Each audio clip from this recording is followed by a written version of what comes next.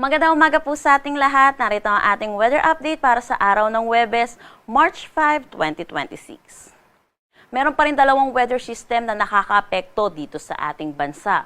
Una na dito ang northeast monsoon na umiiral dito sa may extreme northern Luzon.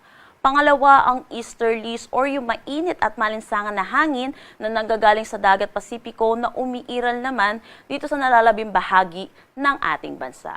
Itong easterlies, yun may dahilan kung bakit yung malaking bahagi ng bansa natin ay nakakaranas ng mainit na panahon.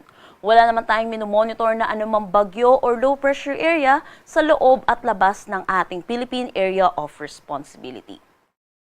Para sa magiging panahon natin ngayong araw dito sa Luzon, dulot ng northeast monsoon, makakaranas ng maulap na papawirin na may mahihinang pag-ulan dito sa may Batanes, Apayao at Cagayan. Dito naman sa may Ilocos Norte, bahagya hanggang sa maulap na papawirin na may mga isolated light rains, dulot pa rin naman ito ng amihan. For Metro Manila at nalalabing bahagi ng ating Luzon, magiging maaliwalas naman ang ating panahon pero asahan din po natin yung init at alinsangan lalo na sa tanghali hanggang hapon. Kung may mga pag-ulan man, isolated rain showers lamang po ito o yung mga panandali ang localized thunderstorm pagdating sa hapon at sa gabi. Agwat ng temperatura para sa Metro Manila, 22 to 32 degrees Celsius, Lawag, 23 to 32 degrees Celsius. For Tugigaraw, 23 to 31 degrees Celsius, Baguio, 16 to 25 degrees Celsius. For Tagaytay, 20 to 29 degrees Celsius, at Legazpi, 24 to 32 degrees Celsius. Dulot ng easterlies, inaasahan natin makakaranas ng mga kalat-kalat na pag-ulan dito sa may Surigao del Sur, Davao de Oro at Davao Oriental. Para naman sa nalalabing bahagi ng Mindanao, buong Visayas at Palawan, makakaranas din sila ng maaliwalas na panahon pero asahan din natin yung init at alinsangan. Agwat ng temperatura para sa Kalayaan Islands, Puerto Princesa, Cebu at Tacloban, 25 to 32 degrees Celsius.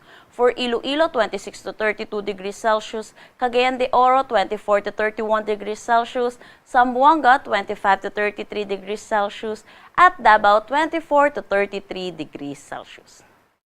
Hindi pa po tapos ang ating amihan season pero ang Pag-asa ay muli na nagmo-monitor ng heat index para na rin sa paghahanda natin sa darating nating tag-init.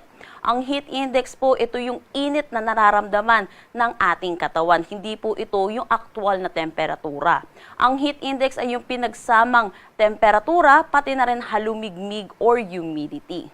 Inaasahan natin habang palapit ang ating tag-init, madadagdagan yung mga areas natin na makakaranas ng mga matataas na heat index. Pero kahapon, March 4, 2026, ang pinakamataas nating naitala na heat index ay dito sa may Coron, Palawan with 42 degrees Celsius. Para naman sa Metro Manila, 35 to 36 degrees Celsius. Para sa ating heat index forecast ngayong araw, inaasahan natin pinakamataas pa rin nating maitatala ay dito sa may Coron, Palawan with 42 degrees Celsius at dito naman sa Metro Manila, 36 degrees Celsius. Pinapaalalahanan po natin mga kababayan po natin dahil ang mataas na heat index ay may masamang epekto po para sa ating katawan.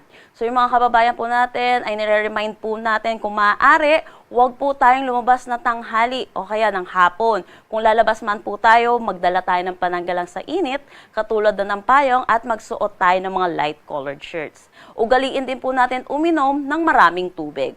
Para sa karagdagang impormasyon sa ating heat index, bisitahin na lamang ang ating website pag-asa.dost.gov.ph.